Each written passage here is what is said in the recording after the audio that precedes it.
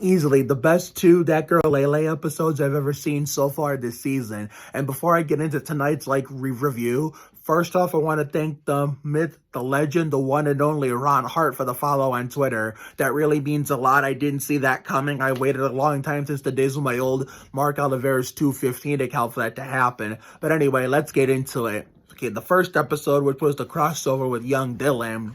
The first thing I'll say right away is just to get it over with, I'm surprised we didn't see the rest of the main cast from Young Dylan, which is a show I don't watch, come in and join, their namesake on this crossover That Girl Lele, which, normally both the cast, when two shows cross over, both of their entire main cast come together and, do a hell of a job, making some good old TV content. But that wasn't the case tonight, sadly, though the content was still good, don't get me wrong. And to think, I thought that Young Dylan, was gonna expose Lele in front of everybody, considering how he, Lele herself and Sadie talked it all out, and it didn't happen. And I was scared, considering that, you know what kind of saved Lele, like Brian Vickers, from getting exposed?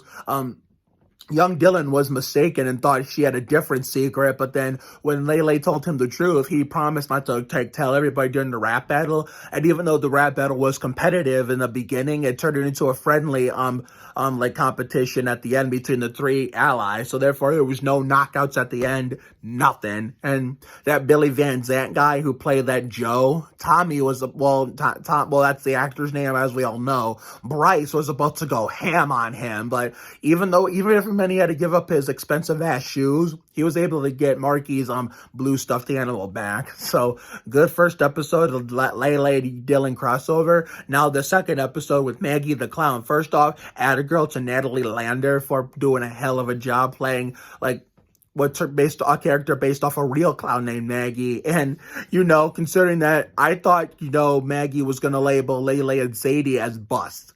But shockingly, she liked them. Normally in an episode like this where, a character gets paid by another character to do something, in this Lily universe, that they're going to label him as a bust and then like him in the middle, then not like him again, and then all of a sudden in the end, just like it, it'll be worth it at the end. Well, this whole time, Maggie liked the way, Sadie and Lele, played as clowns, in the fictional versions of their names. And Marky tried to scam them and almost worked, but luckily Lele and Sadie with the ultimate revenge act at the end. And, Maggie encouraged everybody to throw pies of their own at him. Tonight was pure TV gold. I look forward to the next episode already. Episode 10 for the King of Throwing It Down. Johnny Benson, which is what everybody did in the rap episode tonight.